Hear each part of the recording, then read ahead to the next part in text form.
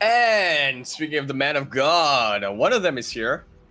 But for now, we will not be seeing them, as at the moment we're going to be spawning in onto Ice and Chrome, or as I like to call it, Ice Cream. LE, which does of course stand for Lang Eis. It's German, I think. Or maybe Dutch. In the bottom left-hand corner map, spotting all the way in the bottom left-hand corner of the map, we do in fact have our king of alliteration, going to be representing M for Melbourne, as well as M for Mind Freak. We have the Purple Protoss player, Pezz.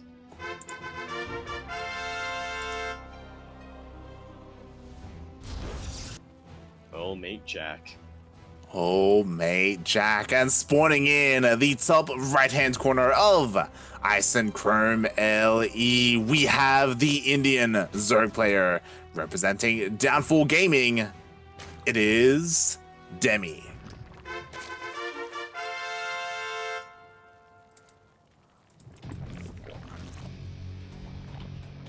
I was going to say go in pool first, but it turned out to be a bit of a pro block over in the natural base. Oh, by the way, old mate Maroon. Ah, yeah.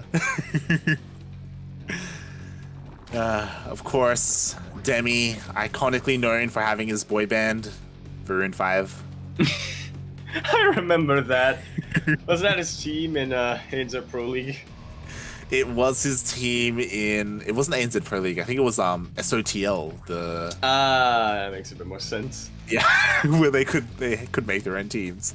Or it could have been ANZ Pro League. Can't quite remember which one it was. But yeah, those times have come and gone. Unfortunately, it's been a while since we've had a team league in the region. I know there are talks of potentially bringing it back, but obviously things like COVID have kind of put a halt to a lot of those sorts of things. Very much so has. But luckily, you know, despite that, we have plenty of stuff online here, you know, like these weekly tournaments and even DreamHack, like, you know, adjusting to it as well. Yeah, it's really nice to know that, you know, ESL, they are adaptable. We threw them the biggest wrench in the biggest possible... We threw the biggest possible wrench in their plans, but they found a way to work around that.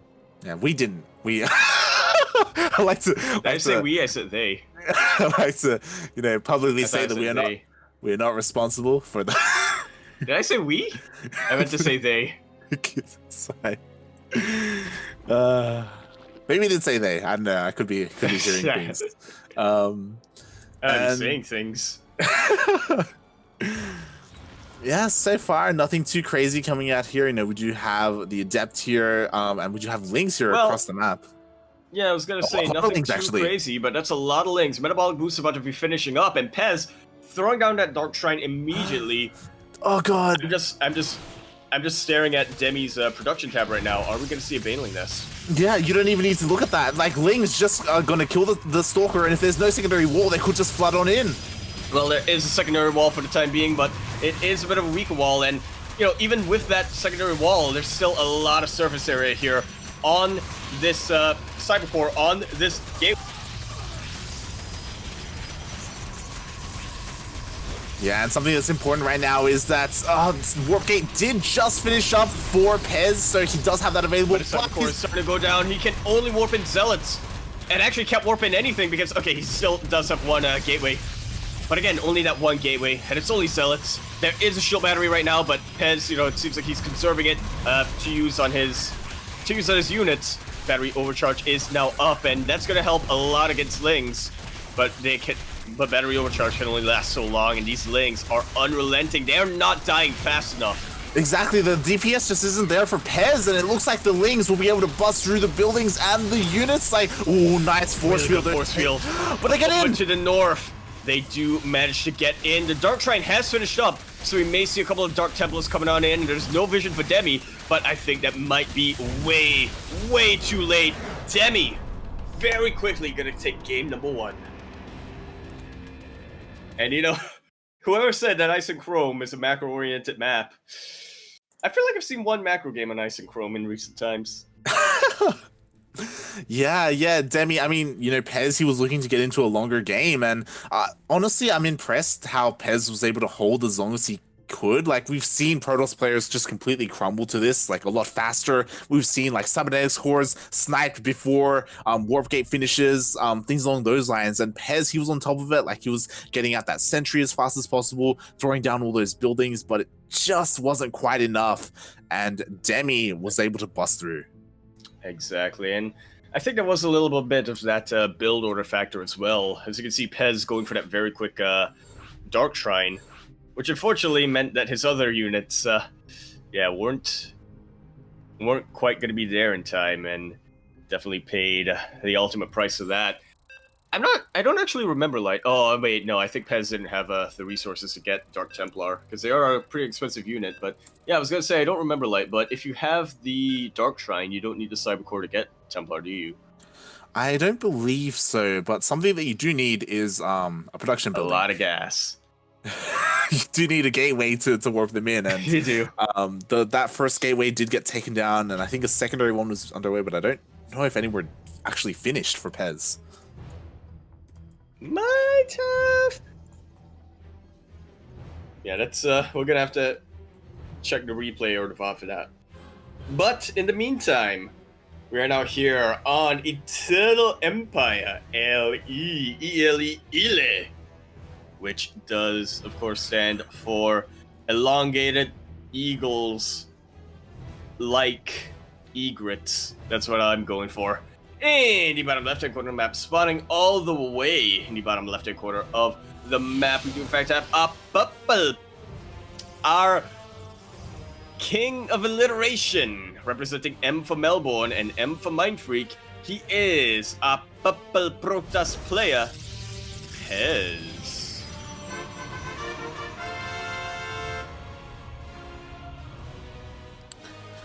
And spawning in the top right-hand corner of Eternal Empire LE, we have the Indian Zerg player representing Downfall Gaming.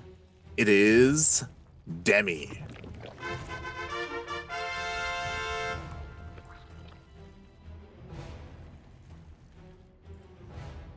And we're in for, or at least we should be in for, a much different game this time on Eternal Empire.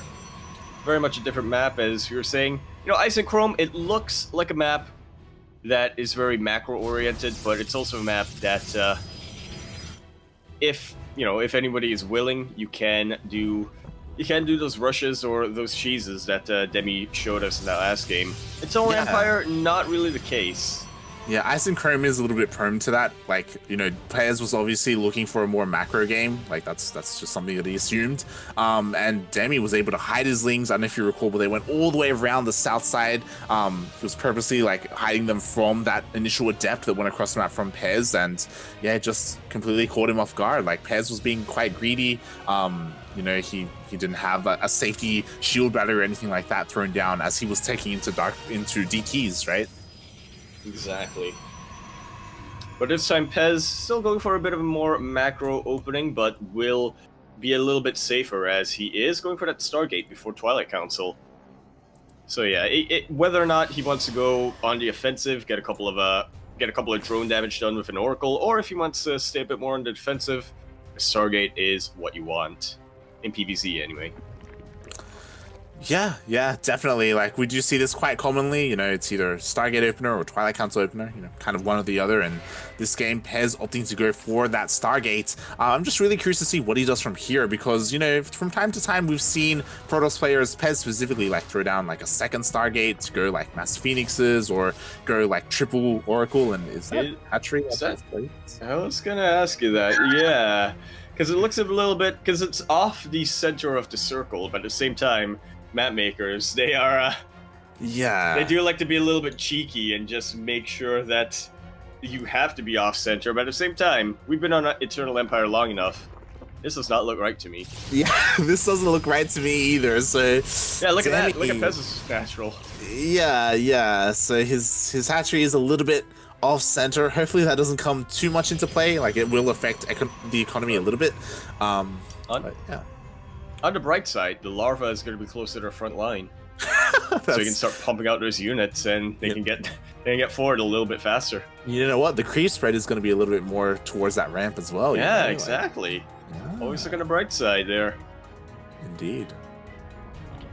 Well, I guess in this case it would be the creep side, but yeah, and Demi, like, he did scout that, or I say he scouted the Stargate, like, the Phoenix did attack an Overlord, so he is aware of the Stargate opener. He's already throwing down a bunch of spores in preparation for the Oracle, and I love how cheeky Pezz is going. He went that Stargate, behind it, straight into Twilight Council, straight into Glaives. Interesting. This is another one of those variations on Glaive to Depths, but not really one that we see that often. It does come up every now and then, but yeah, this kind of signals, to me anyway, that Pezz is looking to go for more of a Soul Train-oriented push, but with Glaive to Depths. We'll have to see whether or not he goes for that Robo Bay, or not Robo Bay, sorry, Robo Facility, and whether or not he's going to be getting Immortals out. Yeah, I think what I love about this is that it is deceptive. Like, I think my favorite thing in StarCraft is when players try to deceive each other and try and do something one way when really they're doing something else. And that may be what we're seeing here as Pezz. Like, he has successfully hidden and like avoided a scout for his Twilight Council and his Glaives. And again, like, this isn't something that you typically see, right? Yeah, and I think going back to your point of just being able to deceive your opponent, I think that Protoss does benefit from that more so than the other two races, just because of how the design philosophy of Protoss, or the balance philosophy behind Protoss, was we're going to give the other races abilities to counter specific units. Yeah, definitely. And with that, ooh, Demi did have a spotterling, and he did see all of those adepts coming towards his third base. So Demi, he does have a bit of a heads up, and he does have some Ling Bane here in preparation. He does, and that's, yeah, if they manage to land on top of the Adepts, they will be really destructive, but if not, then Pezz is going to walk out of here with a lot of damage done, and Pezz actually commits to the Shade! And already there were Banelings in position, and a bunch of these Adepts have been taken out. Pezz trying to get as much drone damage as he can, does manage to get a decent number of them, but yeah, that was a lot of Adepts. Behind this, though, Pezz also going double Robo. Yeah, so Pezz, surprisingly, he committed to the Shades, as you were pointing out. He lost 11 Adepts, but he got 9 worker kills. He got a bunch of Ling kills as well. I think the trade was okay as long as he survives and he doesn't lose too much to this big Ling counterattack. And that's a little bit of a nif. There are a lot of sentries with a lot of energy for force fields, but sentries alone have next to no DPS. Sentries together, though, are strong. They are strong together, and they have plenty of force field energy, and they do push the Lings back. These Lings for Demi, they didn't really find too much damage whatsoever. Weren't really able to do much here, and it looks like he's trying to get into the natural. Yeah, the Pezz will not allow that. Look at this! This is a parting force fields if I've ever seen them. But it does worry me. They cost quite a lot of energy. And if you look at the purple bars of these sentries, there's what, maybe 2-3 force fields left at most. It's gonna delay Pezz's push for quite a while. Exactly. If Pezz was looking to go for a big Soul Train-esque push, then using all of those force fields so early on really hinders him if he decides to go for a push. I would hope he doesn't, just because of that, right? Like that was so much energy used. Very much was.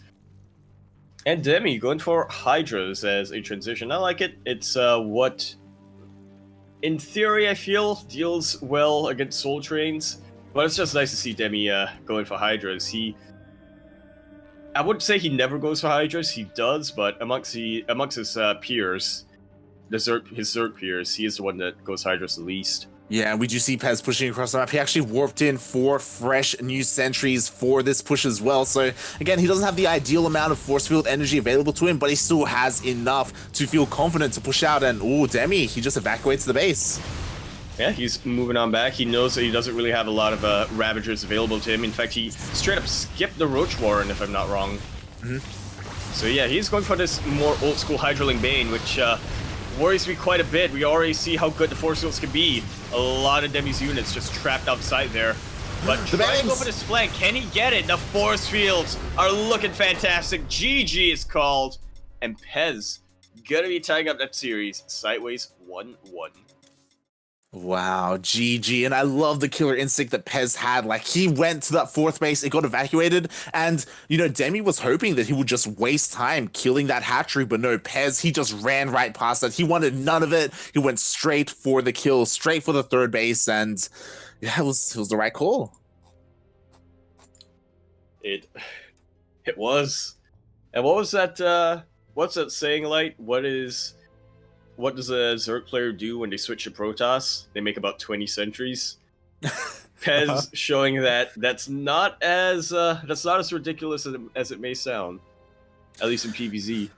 Yeah, like Pezz, he just continued to warp in more and more centuries, and he had enough. And the problem was that you pointed it out, right? Like, there was no Roachworn, there were no Ravagers, like there was no real consistent way, or no way at all, to deal with those force fields on the side of Demi. Yeah. And you can't really go for these surrounds that you want to go for as a Zerg player when you can't go for the surrounds. Yeah, that's one of the downsides for Demi's composition, right? He went Ling Bane into Hydras, and there's a reason why you're pointing it out that we don't really see that too often from Demi. And in general, like, Zerg players, they favor Ravagers more when it comes to dealing with higher sentry-based armies. Yeah.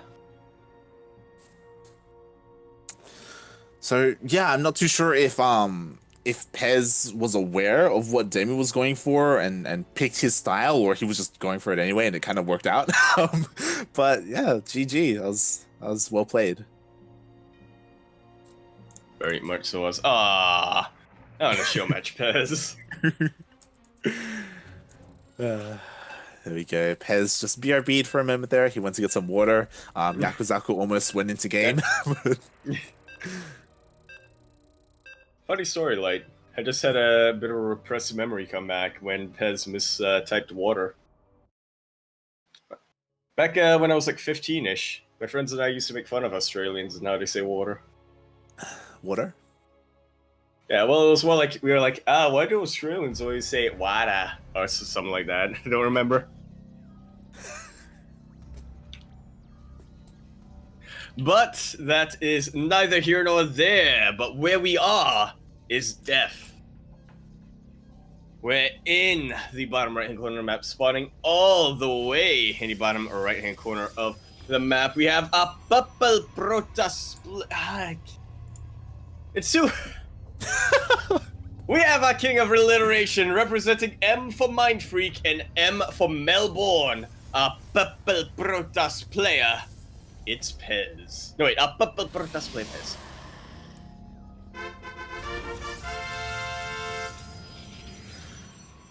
And spawning in the top left-hand corner of Death Aura LE, we have the Indian Zerg player representing Downfall Gaming. It is Demi.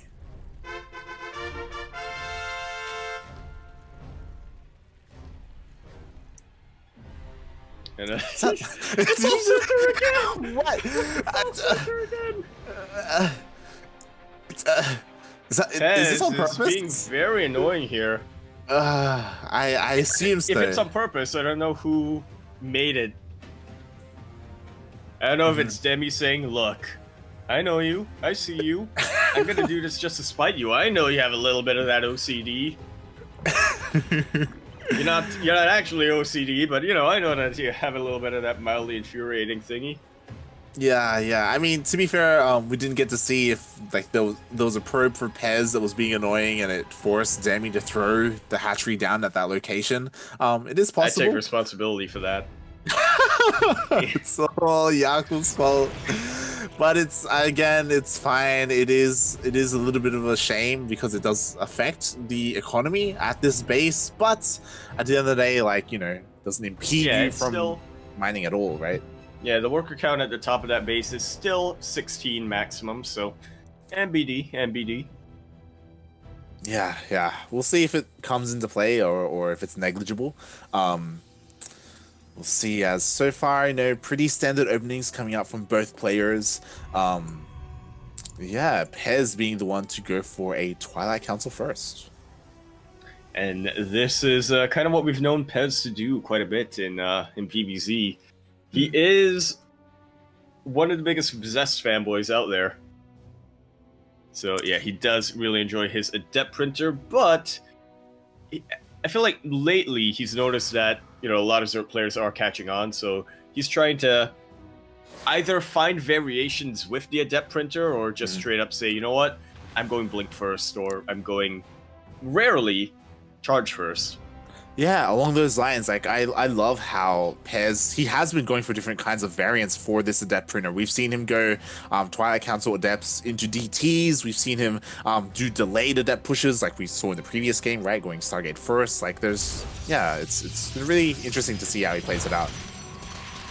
Oh my god, he's doing it again. Oh no, the Sentry, the Stalker moves away at the exact wrong moment, and yeah, he's Probe's a little bit preoccupied. Demi manages to get in again. There's not a lot of links here, but here come the reinforcements. This could just be a very quick game.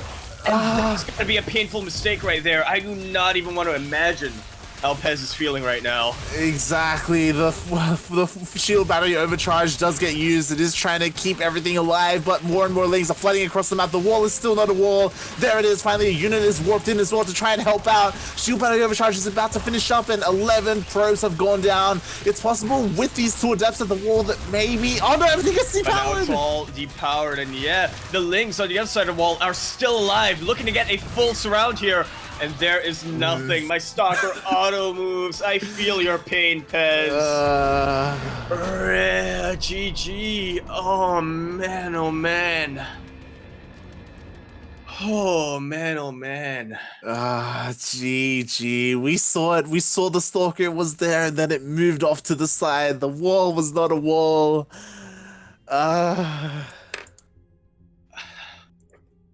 Even I'm upset, Lion, and I wasn't even the player who made the mistake.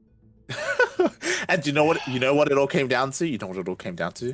The eggs being morphed at that natural hatch. Exactly. Yeah? They were a bit closer. They were just a little bit closer. Yeah. If the lings are delayed by just a second or two, Pezz could have rebuilt that wall, but Demi, he is the man of God. You know, he burnt the bush, and God told him, make your hatchery slightly off-center. And he said, why? And God slapped him and said, you do as you're told. And now we know why. It was all exactly to bring yeah, and now it was all for those lings. And oh boy, I was just looking at the replay, and yeah, so he went to build the gateway. Yeah. Yeah, I'm actually a little bit upset here. Like, we were going to be going into a bit of a later game, both Demi and Pezz. That was what they were planning to go for, but yeah. Pezz making just a mistake, which honestly is something that's really easy to make. You know, I'm sure a lot of players have done it at some point or another. And Demi sees the opportunity there. Yeah, that's it's such a shame that it happened the way it did, right? This wasn't like the previous game where Demi went for something similar and Pezz was trying his best to hold the wall. Like that game, it was just, yeah, things just didn't work in his favor. Namely that Stalker. It really did. Yeah. Core asking, is that what I learned in my 12 years of Methodist school? Something like that.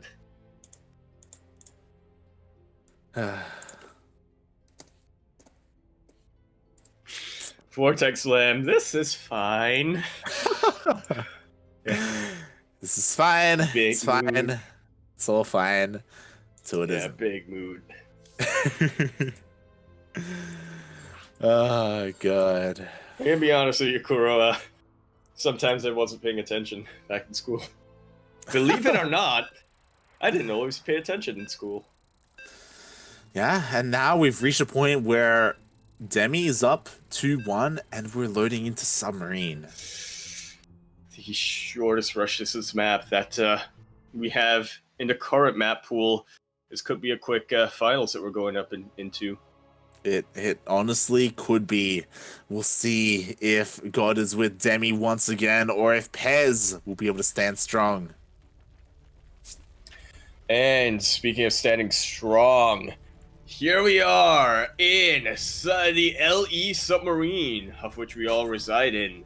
We do all live in an LE submarine, like we all live in the LE submarine.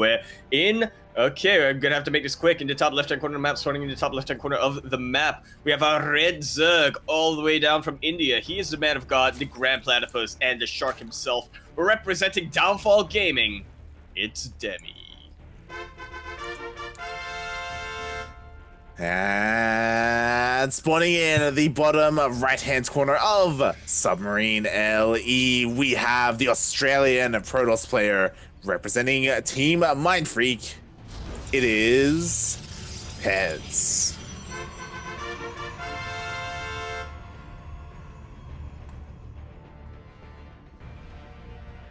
Okay, we followed that probe, and I thought Pezz was gonna go for a proxy, but it is just he is just sending out the probe earlier on because, again, submarine is a shorter map, so yeah, you want to be sending out your probe a little bit earlier on to try to get that hatch block. Yeah, or at least you can delay it, but you know, you want to be as annoying as quickly as possible. Yeah, not just the hatch block, but also the scout, just to make sure that your opponent, that the Zerg player isn't going for an earlier pull or an earlier gas, anything too crazy. So Pezz, he scouts, he sees exactly what Demi is doing. He can rest easy as it was a hatch gas pull opener. And we will see how things progress from here because, again, Pezz, he's been having issues with that wall at his natural. Indeed, he has. I've been having issues with my walls on this map as well, like. Yeah, it really does come into play, and yeah, I hope that this game doesn't end the way that the previous game did. I hope we do get, even though it is a shorter map, that we do get a more like standard or more straight up game. You know, something that both players can walk away from and be, you know, somewhat like satisfied with how they played, and yeah, we'll see how this plays out. Yeah, it is a decent number of links coming out from Demi, a little bit more than usual. It's not a crazy amount of links, or as Steel would say, a stupid amount of links, so I'm thinking that Demi is, once again, just trying to play a bit more reactive, right? Just trying to apply a bit of pressure on Pezz, and yeah, if he sees an opportunity, then he'll go from there. Yeah, he's making a couple more links. Again, nothing too alarming. Oh, no, he's doing it again. He's link flooding. Alrighty then, yeah, more links on the way. He is also taking a bit of a out of the way course. Yeah, and I'm a little bit concerned for Pezz. Like, he does have a wall off this time. Like, he does have the stalker there in position. He's even scouting, and he confirms the low amount of drones at the natural base. So alarm bells should be ringing right now. And there we go. The shield battery is thrown down. The links are already here though, and we'll see how this is going to shape out. It looks like Warp Prism. I'm sorry. This time. Yeah, Warp Gate should finish up in time. And so this should be a bit of a better hold for Pezz, but as that shield battery isn't finished up just yet, that stalker does go down eventually, and it's looking a little bit rough here. Will Pezz crack under the pressure? The shield battery has finished up, but the robo facility does go down. There is a secondary wall here, but there's a lot more surface area now for Demi. This is looking to be a little bit. Again, this is looking to be a little bit of trouble coming out from Pezz, but he does have the probe in position. He is looking to get that secondary wall up, and again, Gateway has already finished up, so he doesn't want to lose the Cyber Core, but he can afford to lose it as long as he immediately remakes it. Oh, man, he gets in! Should get in, and a lot of links are actually in right now, like the shield battery out of energy, and no battery overcharge. There we have it.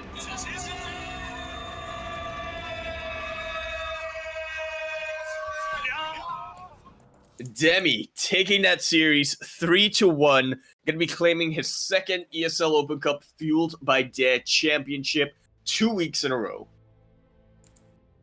Wow, GG, well played, and that was so unfortunate because I don't know if you noticed, so Pezz, he was aware that that gateway was going to fall, and he threw down a second gateway behind it thinking that it was still a solid wall, and there was just this little gap. There was a little gap between the ramp and that gateway that Pezz threw down, and the Lings, they just flooded in. This is why I hate walling on this map, like. Yeah, like Pezz, he was aware of what he was doing. He thought that he had a full wall off behind that gateway, and there was just this little hole, and that's all that Lings need to just flood on in. Oh boy. Yeah, it can be pretty deceptive. Actually, just looking at replay right now, it's yeah, that's like this little what do you call it? Diagonal line just at that wall. You know, it opens up into the wider area where it looks like you can put down a building and you'll be fine, but yeah, as you were saying, there's a little bit of a gap.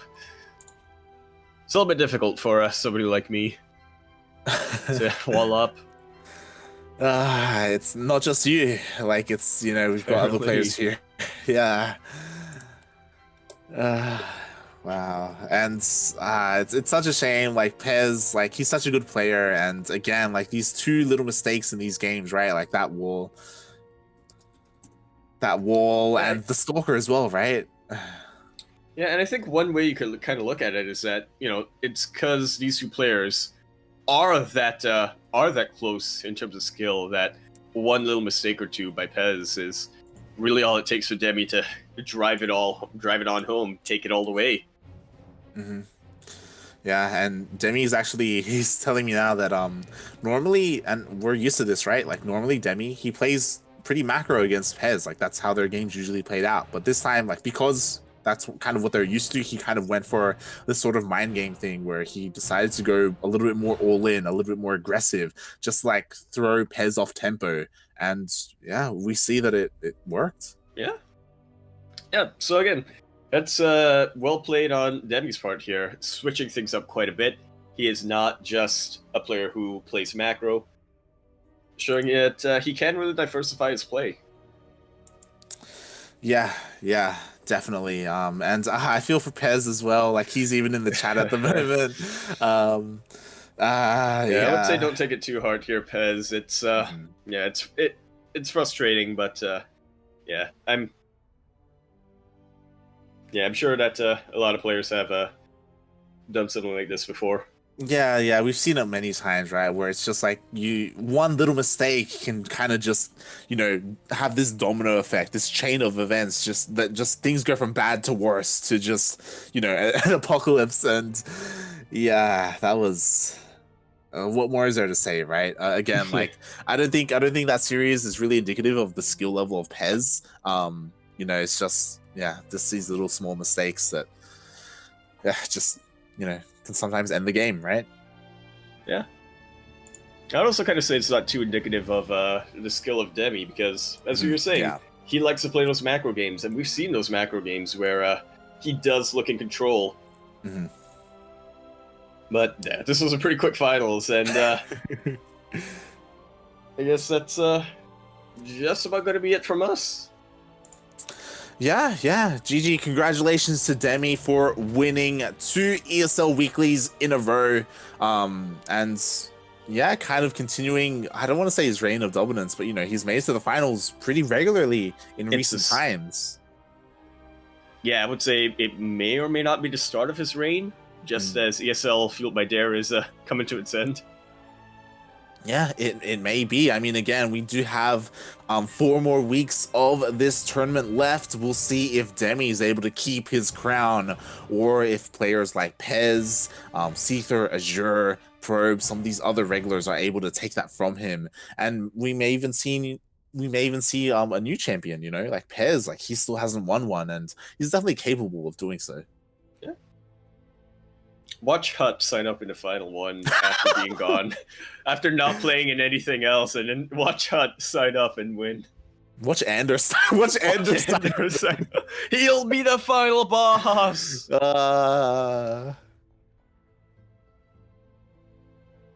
GG. GG. And with that, we are done for today. Yaku, who are you to these people, and where can people find more of you? I don't